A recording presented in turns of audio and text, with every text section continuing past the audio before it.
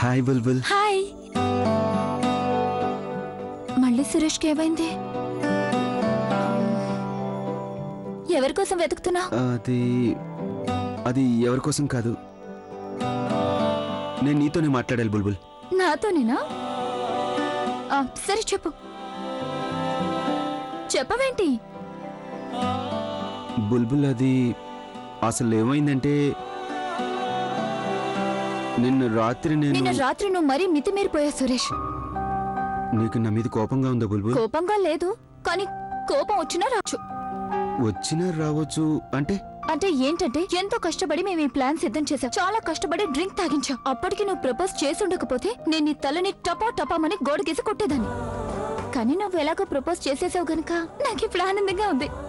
బుల్బుల్, నీకు నిజంగానే ఆనందంగా ఉందా? మరి ఆఫ్ కోర్స్ ఆనందంగా ఉంది డంబు. నిజానికి నువ్వెప్పుడు ప్రపోజ్ చేస్తావని వెయిట్ చేశాను నేను. పనిలే, ఇక అన్ని ప్రాబ్లమ్స్ సాల్వ్ అయిపోయినట్టే. అవును, యాక్చువల్లీ నో ప్రాబ్లం. కానీ బుల్బుల్, ఐఎమ్ సారీ, ఇంకా ఒక ప్రాబ్లం ఉంది.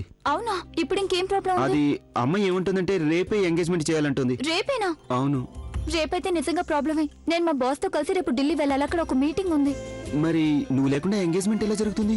అయితే ఒక పని చేద్దాం, రేపు ఉదయాన్నే మనం ఎంగేజ్మెంట్ పెట్టుకుందాం. సాయంత్రం నేను ఢిల్లీకి వెళ్తాను, సరేనా? అలాగే బుల్బుల్, నువ్వు గనుక రేపు ఉదయం ఎంగేజ్మెంట్ జరగాలని కోరుకుంటే రేపు పొద్దున్నే ఉంటుంది ఎంగేజ్మెంట్. నేను వెళ్ళి అమ్మకి చెప్పేస్తాను. Right, congrats. Same to you Bulbul.